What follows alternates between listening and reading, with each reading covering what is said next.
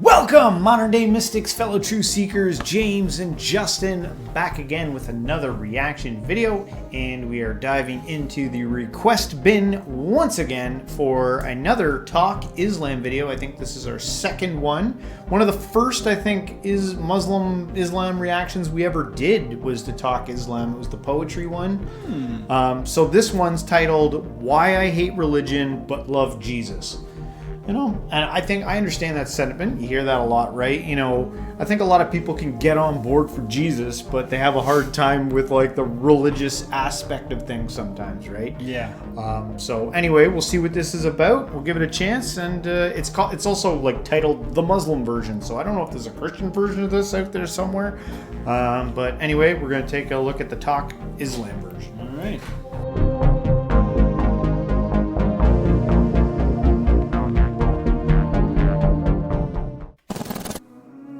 Look, what if I told you there was something you were missing? What if I told you that Jesus doesn't really fit into your description? What if I told you that follower of Christ doesn't automatically mean Christian, and just because you believe in faith doesn't mean Jesus didn't believe in submission and conviction? Listen, you say Jesus was God and that God had descended. We say Jesus was man, for Jesus was dependent. Our God is all great and cannot be comprehended. You say that God was murdered, or do you believe that he pretended?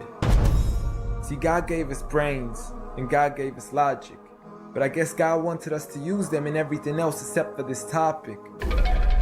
It's like wearing a cross and proclaiming that you love Jesus, when if God was murdered on the cross really shouldn't please us. I mean, would you be wearing an axe if it was used to chop your mother up into pieces? See, this is what happens when you believe in faith, but fail to believe in reason. See, we used to worship the Creator until Satan turned us to the creation. We began to worship the people and neglect the one who made them. We began to believe that God had died, but how could a God even be created? A miraculous birth, and therefore the Son of God was begotten. See, the creation of Jesus was easy, but you seem to have forgotten that God says be, and it is, just like with Adam, a concept too complex for the church to merely fathom. But he was the creator of the universe, for all we know, even more. And so what if we can't see him? I mean, what, you acting like our universe is small? I mean, there's still so much we're still yet to explore. I mean, there's still so many things as human beings we still haven't seen, touched, heard, or saw. I mean, our eyes can't even handle the sight of the sun. So how can we possibly handle the sight of our Lord? See, Jesus used to pray, but in your opinion, who'd he pray to? I mean, if Jesus was God, surely prayer would be of no use. Or did he only require it when he needed to know the truth?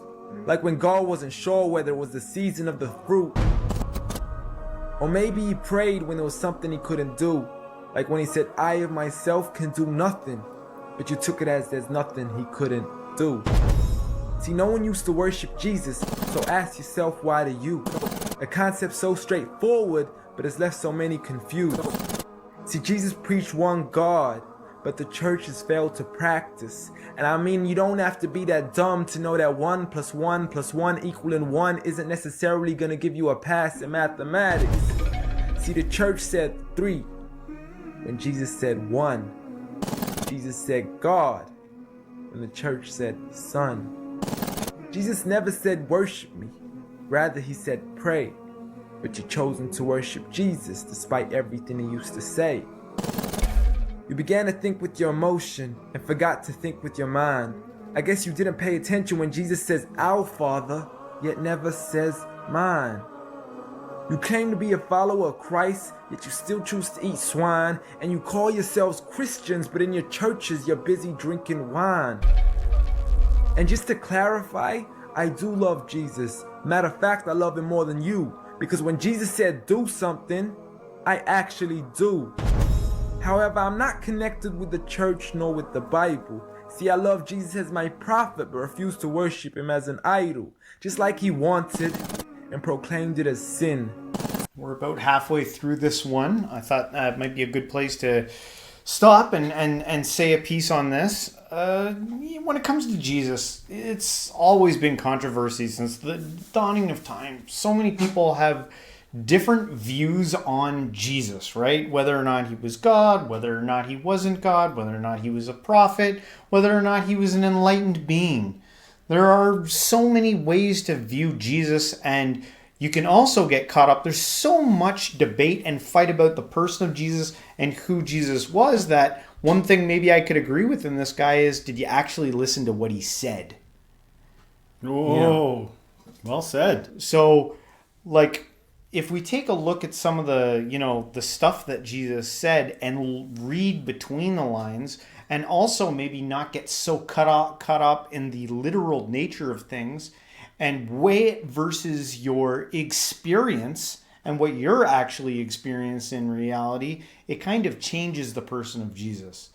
It's not so much, whether or not he was God or not God. What if God's in everything? People are like, Islam is a monotheistic religion, right? And honestly, in my opinion, I think it's not monotheistic enough. In my opinion, I think Islam needs to go another step further and see the God in absolutely everything, even the ugly parts that it doesn't like. But again, that's just an opinion. I don't need to get hate comments spit at me about that. But, it's just based upon my own personal experience and study and view from these things. But maybe I've said enough. Maybe you want to jump in here. You said a lot of good stuff there. Very. Did you watch this already? No, I've not seen this. Wow, that's very good. Very eloquently put. Getting better at that. I was noticing a desire in myself, because I'm just sort of stale watching this guy do his thing. It's flowing out of him. Yeah. And I was imagining the people that really want to see somebody like doing this, like lots of these while somebody's talking and lots of that. Because sometimes people like that. Sometimes when somebody's watching a reaction, they want to be like, yeah, good, like more thinking of the same thing that I already think. Yeah.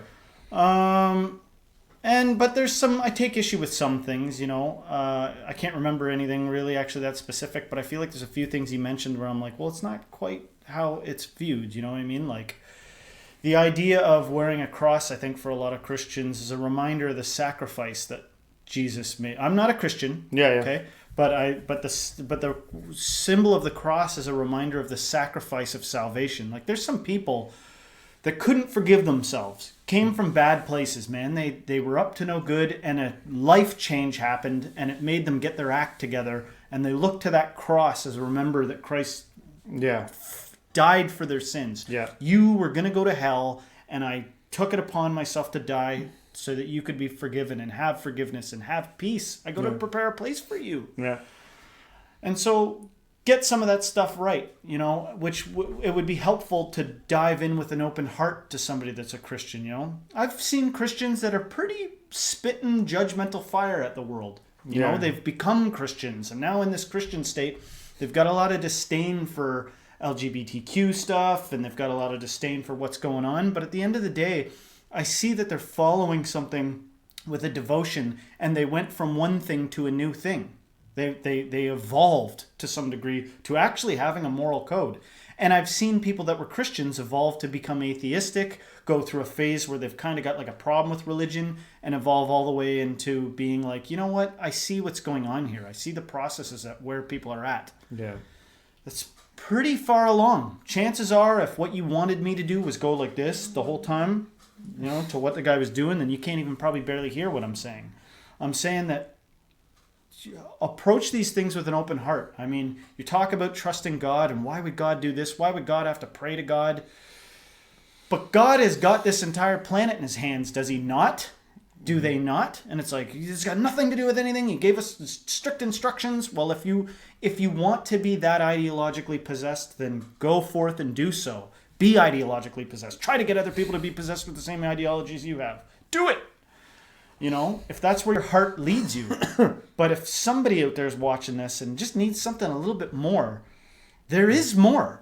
There is more. You could take another look at the scriptures again and see something new and be like, how did I not notice that? Yeah. And the implications of that. There's a lot of stuff I wish people would pause and not move on from. Just think about for a hell of a long time. Yeah. Like, stop, wait a sec. Think about some of these scriptures. Guy made a good point there. Jesus was praying to God. Yeah. If he was one with God, what's the use of like, verbally saying something? Yeah. Yeah. Think about that for a long time. Muslims and Christians. What would be the use?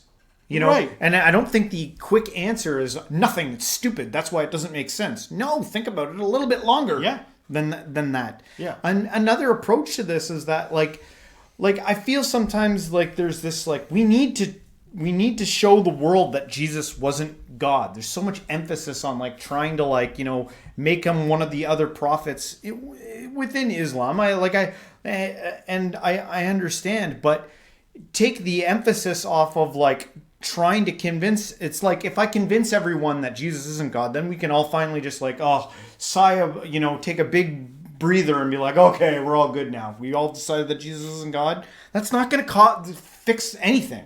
Yeah. It was like, if you want the thing that you're actually looking for, do what the guy in the video said, was listen to what Jesus actually said. Go read some Sermon on the Mount and some of the brutally hard teachings to live by. But yeah. What was the one thing? It was like, you eat swine, but you're in your churches drinking wine. Oh, yeah. In the church we grew up with, they had grape juice. Yeah, there was no They wine. did communion with grape juice. They didn't drink wine in the church that we went to when we were kids. Yeah. So it's not always applicable, you know what I mean? And not everybody shares that belief. I mean, Jesus himself turned the water into wine, didn't he?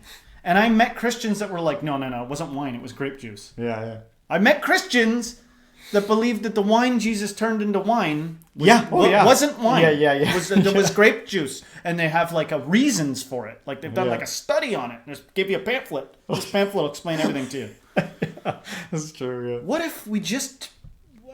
Why all of these people seem so adamant to believe in something? Yeah. Try not believing anything. Try. And they'll go, that's preposterous. Not even possible to not believe something. Well, things are only impossible till they're not. So try to not believe something and see what happens when you do that. All right, we got like a minute and a bit left. We'll finish this out. So it doesn't really matter if they don't let him in, because Jesus wouldn't even want to be in the presence of people worshiping an idol of him. An act of God, bolt of lightning went straight through the outstretched hand of Jesus. This cannot be a coincidence. Before I move on, there's something I need to mention. The worshiping of Jesus is a man-made invention. He never asks for your worship so he can grant you protection. Rather, he asks you to alternate your prayers towards another direction. To God and God only, and pray that he accepts them. And know that just because you love Jesus doesn't mean he feels the same way about your affection. See, what you believe in is exactly what he resented. Matter of fact, it's everything he despised. See, the worshiping of creation goes against the very message he supplied. So you began to follow a religion and called it love in disguise, because love can be good, but love can be blind. Giant Jesus is no more. There was a lot of emphasis in that video on worshiping idols and stuff like that. And to me, I was thinking about paradox. Can you hold a contradiction, that two things that seem like they might be right might also be possible at the same time? Like, could it be that for some, worshiping an idol becomes a hindrance, a block to you gaining greater understanding, reaching enlightenment, or talking to God, while some may use it as a practical, useful tool that strengthens their faith and their insight and their love? Like, I remember in one of the Hindu videos that we were reacting to, that they talked about it as kind of like a first step for some people, as it's like used as a tool to like help get them into spiritual, help them get engaged with it, and as they mature and get older, then they start to like take it away. Yes, and I remember when I was younger and I was a Christian, telling people, like, there'd be like a window to to proselytize, whatever the word is. There'd be like a window to tell somebody about Jesus. Yeah. And somebody'd be like, I don't know, man. You believe in stuff. And you'd be like, well, you could always say a simple prayer. And they'd be like, I don't know how to pray. Like kick rocks. Yeah. Like, I don't know how to pray. And you're like, you don't know how to, what do you mean you don't know how to pray? You just close your hands and you pray to God. And they'd be like, it's too weird. I can't. I don't know. I don't know how. Yeah. And to me, I just, because I was indoctrinated at such a young age, going to church when I was like 5, learning about how to pray to Jesus who loves you, you know, and it's true. Somebody's entryway into spirituality or entryway into anything might start with a symbol. Yeah. Maybe they see some Islamic symbol and they're like, it spoke to me. Yeah. Yeah. And it's like, a symbol's not an idol.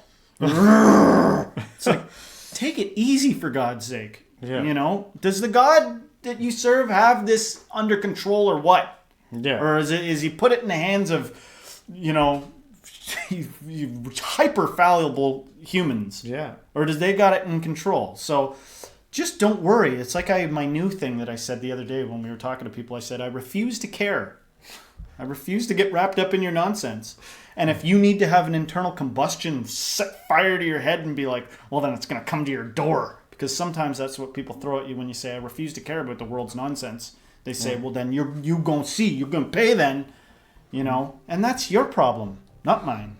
No. But not you specifically who's watching this. Just whoever is adamant that I must feel bad for not caring about the exact things that they care about. But to get back on track, your idea about an idol is an interesting one, you know? Be open to the people on paths. What if today's Christian is tomorrow's Muslim? Or what if today's Muslim is tomorrow's Christian? Yeah. What difference does it make? There's no shortage of stuff to believe in out there. Yeah. But expand your perspective, expand your scope, and try to see the bigger picture here of what process might actually be unfolding here. All right, guys. Hopefully you liked our reaction on this. If you did, don't forget to hit the like, subscribe, share this with a friend, and everyone till next time, stay spiritual.